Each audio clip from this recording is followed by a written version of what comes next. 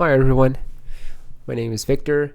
I'm going to do something really groundbreaking here. I just had this brilliant idea of ranking every album by a band. Nobody has ever done this in history.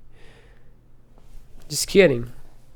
It's been done over and over and over and over and over before. But dude, I just love it. I love watching people talking about music. I love watching people talking about their preferences when it comes to records, when it comes to, I don't know, to music in general, you know? So I decided to make this video as well because I felt like sharing. And today I'm going to be talking about Bring Me the Horizon. I'm going to rank every record by the band, but I will not include the first EP because it's only a 4-song EP, you know? So I prefer to stick with the lengthier ones. And I won't also include that electronic EP that came out after Ammo, because I never listened to it in its entirety. I listened to a little bit of it, but I'm not much of a fan of electronic music. I like electronic elements incorporated in music, but I don't like entirely electronic songs, you know? So yeah, this is it. I'm gonna start on the 7th place. I'm gonna put Count Your Blessings. I'll take your fucking dream. I'll take your love. I'll take everything you fucking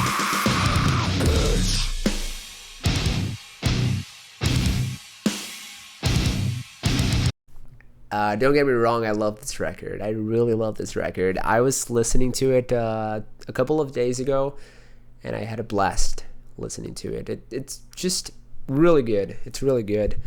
But the thing about this record is that I remember an interview from 2014 or 2013 by the band, and they were looking back on Count Your Blessings, and they said that the main goal with this record was to sound as heavy as possible. And I think that they did a pretty good job. This is a very well-written record by a bunch of 19-year-old kids, 19-year-old kids. And it's fast, it's heavy, it's brutal, and there are melodic moments in that record as well. It features whammy bars, slow sweep picking. It's not that fast. There's not the shredding on this record is not too fast, I would say, but the riffing is pretty fast. So if you are into that, if you are a big metal fan, and you are not, and you are open to new stuff, maybe give this record a shot, you know, because when this record came out, something curious. It was pretty divisive. It was pretty divisive because people thought that they were just like a bunch of posers based on their visuals and how edgy they were trying to sound. And they were kind of right when it comes to trying to sound too edgy. But I think it is a genuine record. It was just a bunch of kids trying to have fun playing heavy music that they would like to listen to.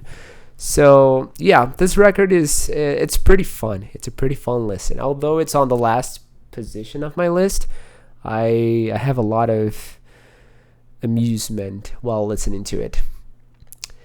Next one on the list, on the 6th place, I'm gonna have to put Suicide Season.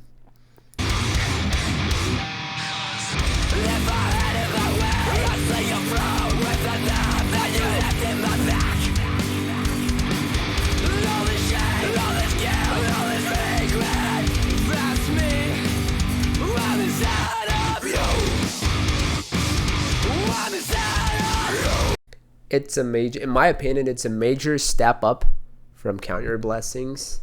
I think that it's more melodic, but at the same time that it's more melodic, I feel like it's even heavier than Count Your Blessings. It's louder and the mix is better. So the guitar tuning is also lower. So of course, this is not. It's not just because they are tuning their guitars lower that it's going to sound heavier, but it certainly influenced a little bit of the sound.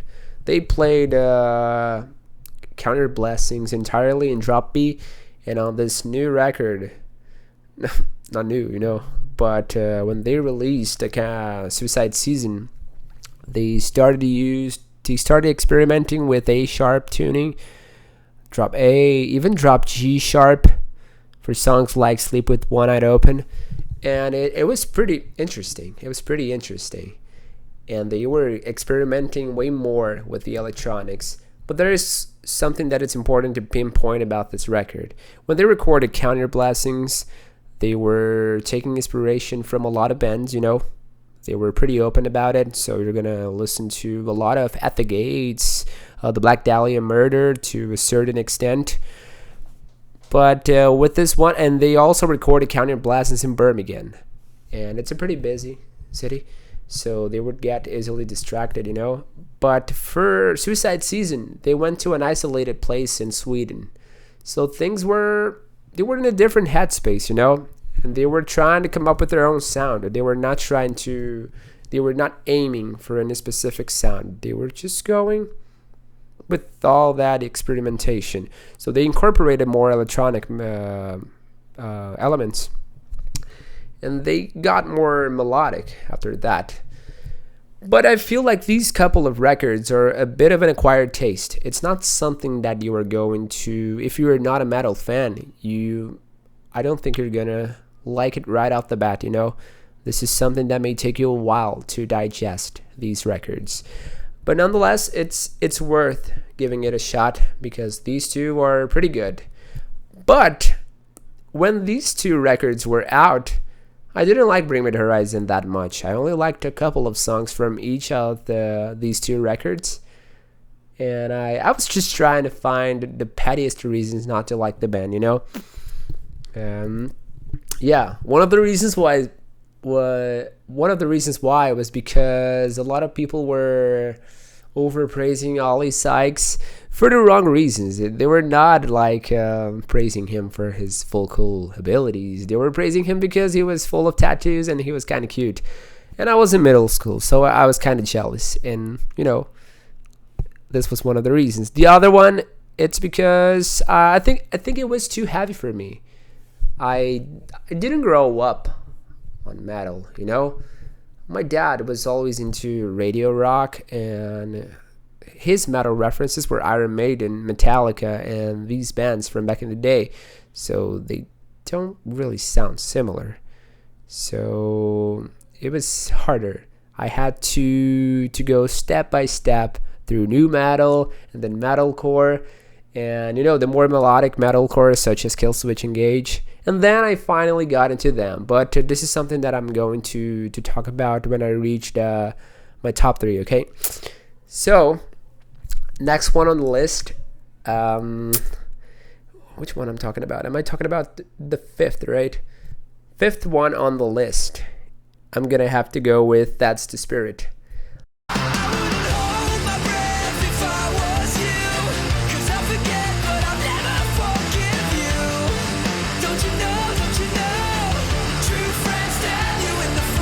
That's the Spirit is an album that marked my life because I was going through a rough time in my life, and the lyrical content revolving around the album. I remember Ollie mentioning in an interview that it was like a celebration of depression because he thought there was something kind of romantic about it.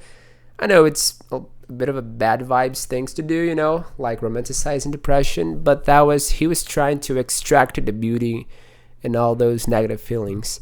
And I felt like I resonate a lot with that record back in the day. So it was a really positive influence in my life. And it also, sonically speaking, it was a major shift from its predecessor. Because Sempiternal, they were already pretty melodic, if you ask me. And back in the day, I was wondering. I remember that I was attending a course and I was talking to my friend Pedro on the streets, and he said, dude, I don't think it's possible I wouldn't blame Bring Me the Horizon for not living up to the current standards that they set with That's the Spirit, because with Sempiternal, because they set the bar too high with that record. But when That's the Spirit came out and we were talking about that record, we were just as amused, you know. Although this record is on the 5th position, it's super special to me. I even got a tattoo for the record. And yeah, it marked a time of my life that it was really special. Those were pretty dark times, but that album cycle was pretty special to me.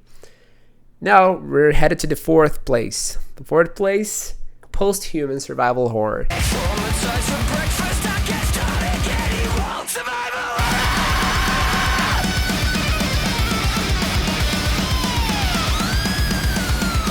What a great record. What a great record. It was completely unexpected, the shifting in the sound here, because it was kind of a return to form, but it came out at a time that people didn't expect that from Bring Me the Horizon, because it came right after Emo. And Emo was a pretty poppy record. Poppy, kind of soft. Emo also has its heaviest. Emo also has heavy moments, you know, but it's not as present as in the previous records. So with this one, the first track right off the bat is Dear Diary, and it's completely heavy. I saw people comparing this track to the Count Your Blessings era. It's not exactly like that. There's a bigger melodic sensibility there, you know, but it's pretty good. The ending session of the song reminds me of Swerve City by Deftones. Some people were accusing them of plagiarizing the song, but I don't think it was that intentional, you know. I think it was kind of a subconscious thing. But I remember watching the interviews. I followed all the studio updates, and they were citing his influences for this record. It was kind of a nod to the past, to the bands that inspired them up until that moment. So you're going to listen to a lot of Linkin Park influences, a lot of new metal. You know, there's a new metal sound around this record, but they also kept the electronics. It's just like a combined effort of everything they did in the past, but they just took it to a new level, you know. And it came out at a very convenient time, which was during the pandemic. Like, people were very uncertain about the things, and somehow the themes on the record were coinciding with the things that were happening in life. Like Parasite Eve, for example. When Ollie was demoing Parasite Eve with the guys, the pandemic didn't even hit yet. It was just a coincidence. The lyrics with what was happening in the world. So, yeah, it's a really good record. There's a Baby Metal featuring that it's very unexpected. It's one of the heaviest songs on the record, but at the same time, it's one of the cutest. Let's put it this way.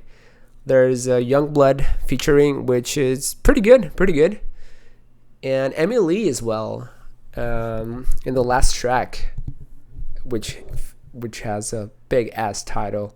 I don't remember exactly. I think it's One Day the Only Butterflies Left in Your Chest Will Be the Ones As You March Towards Your Death. Something like that.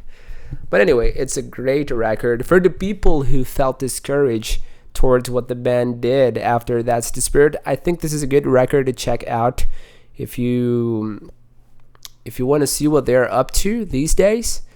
And that's it. Now we have reached the top 3. On the 3rd place, I'm gonna have to choose Emo.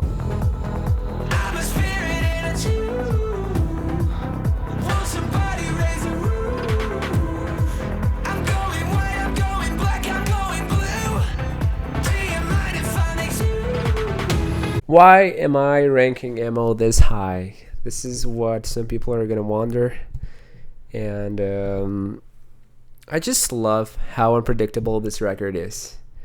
The first 2 singles you heard from this album were Mantra and Wonderful Life. And you probably thought when you heard those 2 tracks prior to the album release, you probably thought that, okay, this is going to be the tone of the record. This is these two songs set the tone for the record. But they are not an indicative of how the album sounds like. After that, they released 2 more singles before the album came out. And those were Medicine and Mother Tongue.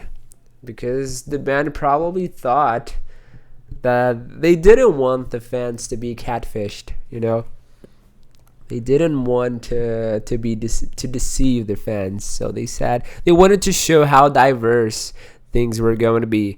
And I think that this is what I love the most about this record. It's very, very, very diverse. Really diverse. Because the first track, I apologize if you feel something. It's just, it starts quietly with the keyboard, pitch shifted vocals to a lower tuning. And after that, after the build up, comes Mantra, a familiar one. And then after Mantra comes the heaviest song on the record, in my opinion. And you must be wondering, okay, yeah, the heaviest track must be a guitar-oriented song. But it isn't. It is an electronic track, a pretty dark, gloomy electronic track.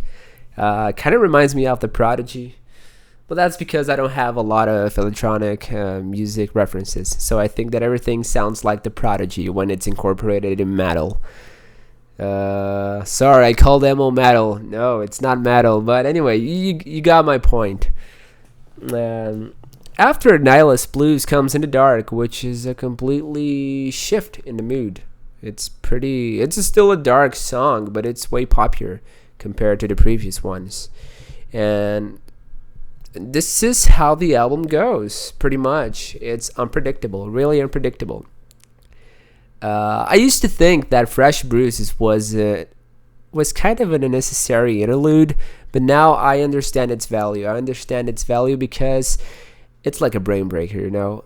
After such a wild ride, an unpredictable ride, you need to breathe a little bit to what's next. And after Fresh Bruises, what do you get? You get Mother Tongue, a love song. The first love song that I can think of was Follow You. Happy, you know, like cherishing your loved one, your significant other. This one is even poppier than Follow You. But this is not a bad thing at all. They did a pretty good job with this one. So yeah, you're not gonna... If you are into, even if it's just a little bit into poppy songs, I think you are in for a treat. You're gonna love it. So give it a shot.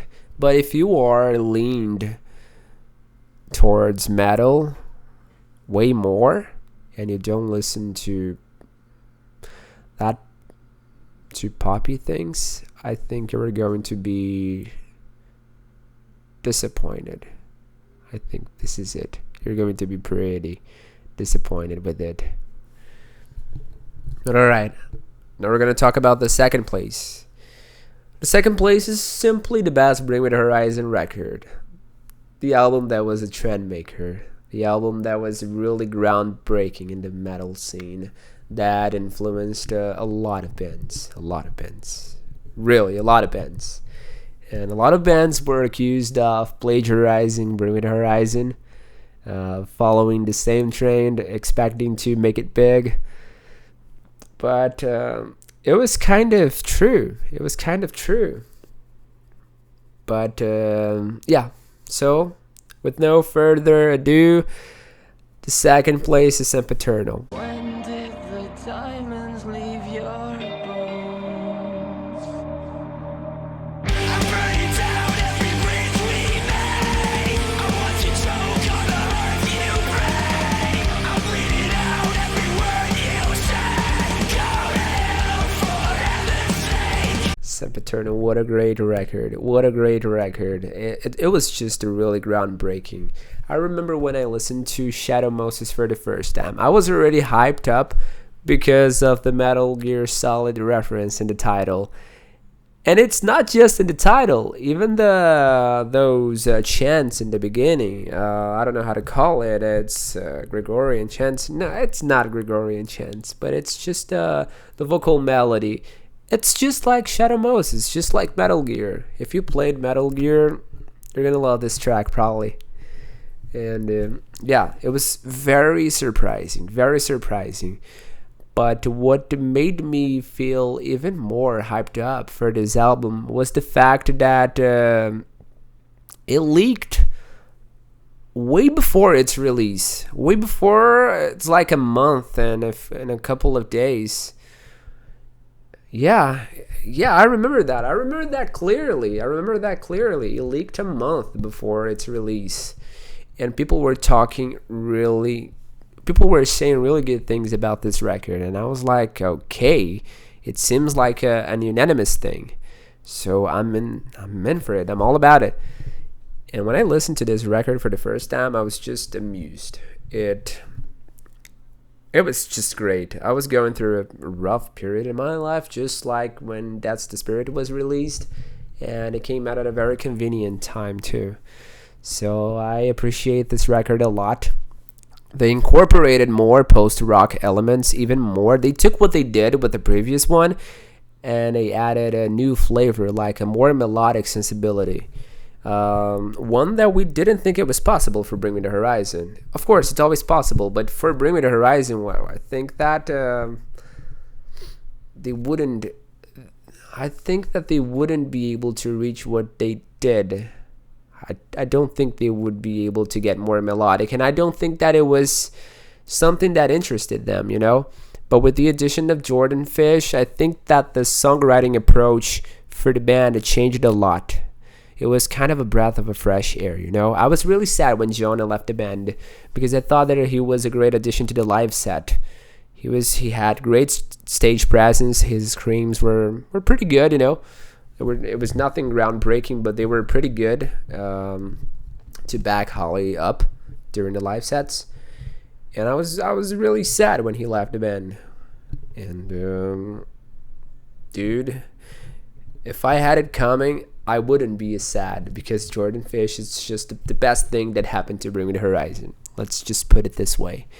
So yeah, Sempiternal, fucking great record. There's simply no other words to describe it.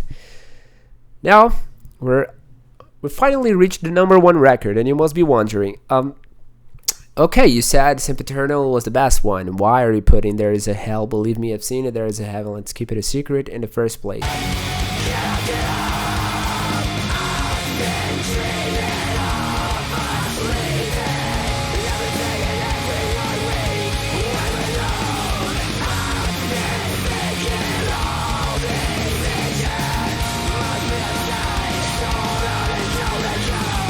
And the reason why, it's because it was a really special record for me, because I felt like I was never going to get into this band. I felt like, okay, I only like a couple of tracks from Count Your Blessings. I only like a couple of tracks from Suicide Season, and I feel like they're nothing special. But when There Is a Hell came out, and I listened to It Never Ends for the first time, I don't know, something clicked on me. And I said, I'm sold. This is the record, you know. What they did with this record was... Oh, I just noticed that I left Reaper open here. Let me put the track here. What was I saying? I said that I was completely sold. I was convinced. And... I decided to give the album a shot, and boy, I do not regret that. What a great record. I feel like they just took what they did in the previous one and they added more elements because the heaviness was still there. And I don't know exactly what rubbed me the wrong way about Bring Me the Horizon during the first two records. Of course, I had a couple of petty reasons to not like them, but despite that, the sound was not that appealing to me. But with There Is a Hell, something opened up, something clicked on me, and I was completely interested.